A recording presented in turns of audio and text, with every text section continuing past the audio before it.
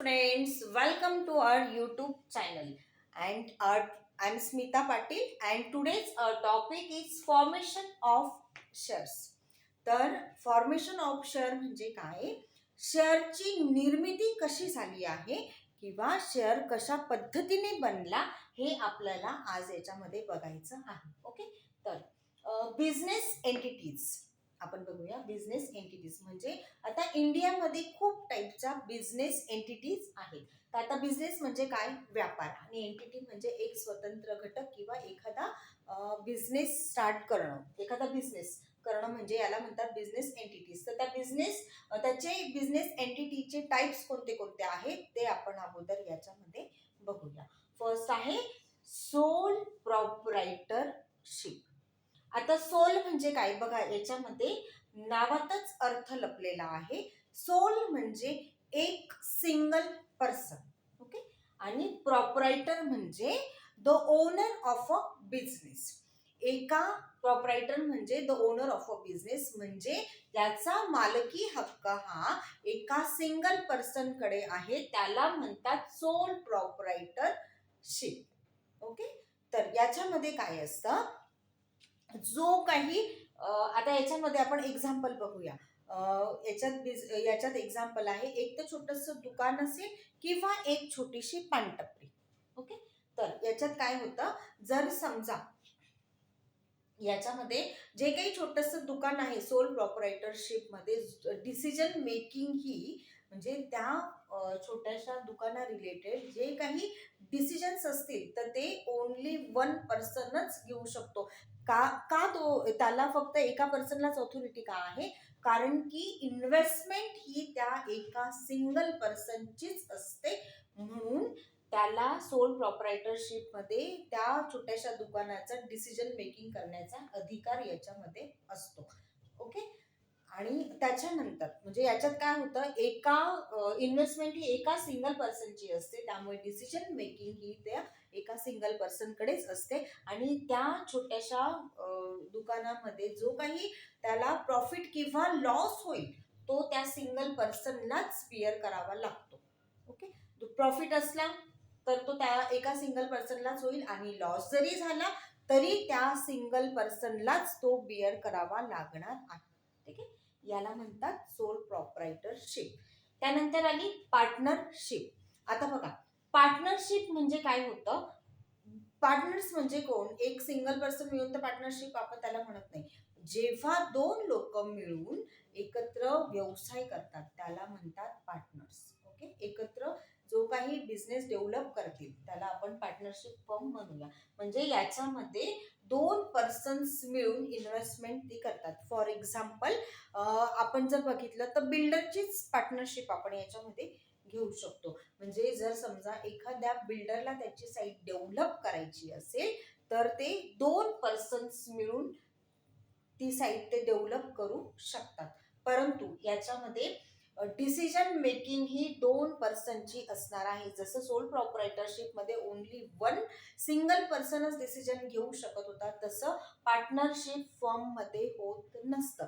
Partnership firm मध्ये दोन लोकांची इन्व्हेस्टमेंट असते, त्यामुळे डिसिजन मेकिंग ही दोन पर्सन्स मिळूनच घेतात.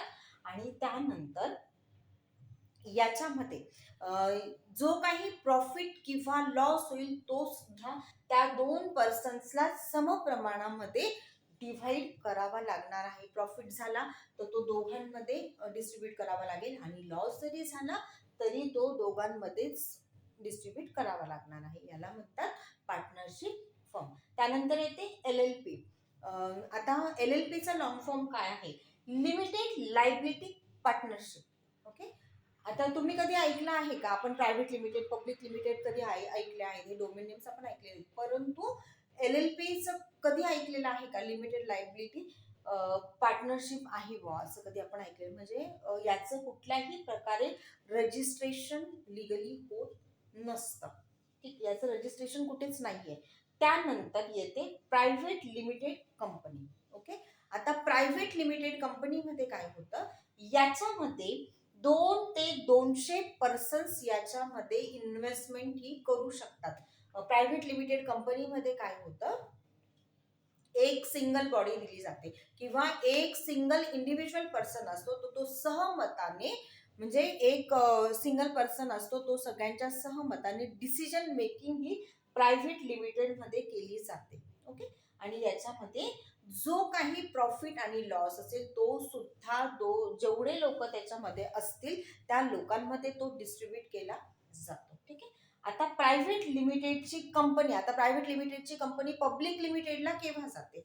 जर समजा एखाद्या कंपनीला त्यांचा स्वतःचा बिझनेस किंवा त्यांचा प्रोजेक्ट हा खूप एक्सपांड करायचा आहे, खूप एक्सपांड करायचा आहे किंवा एकापेक्षा जास्त ब्रांचेस त्यांना करायच्या आहेत, तर त्या केसमध्ये ती प्रायव्हेट लिमिटेडची फर्म ही पब्लिक लिमिटेडला जाते. ओके. जर समजा एखाद्या कंपनीला पैशांची गरज आहे, प्रायव्हेट लिमिटेड मधून पब्लिक लिमिटेडला ती का जाते?